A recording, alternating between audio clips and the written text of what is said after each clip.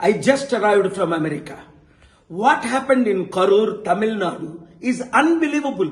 40 people died in a political meeting by an actress, Vijay. He's supposed to come at 12. He came at 7. He's responsible. His organizers have taken permission for 10,000 people. More than 1 lakh came. Organizers are responsible. Police also responsible because why they have given permission without proper planning? Number 4, government is responsible. Stalin government.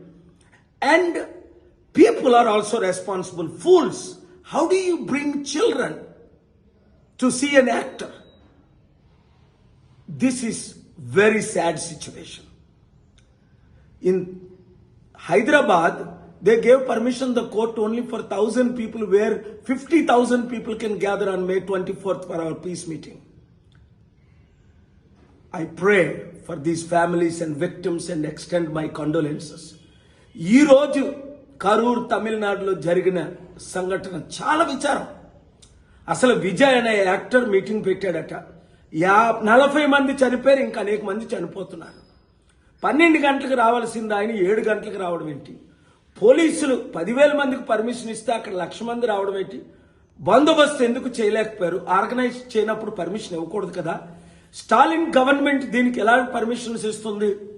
Proper గా administration organisation లేకుండా బలవుతుంది ప్రజలే.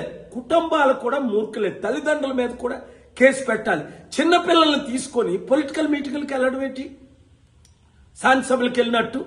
నేను చెన్నైలో అనేక మీటింగ్లు పెట్టాను. తమిళనాడులో ప్రపంచంలో 2,200 మీటింగ్లు. 5 లక్షల నుంచి 70 లక్షల వచ్చారు, కానీ ఎప్పుడైనా ఒక్కరైనా చనిపోయారా? చాలా విచారం. ఈ కుటుంబాల కొరకు ప్రార్థించండి. పేరెంట్స్ మీరు కూడా జాగ్రత్తగా ఉండండి.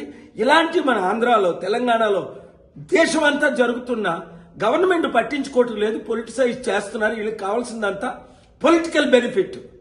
ప్రజల కొరకు ఏమీ చేయట్లేదు, వారిని కాపాడట్లేదు.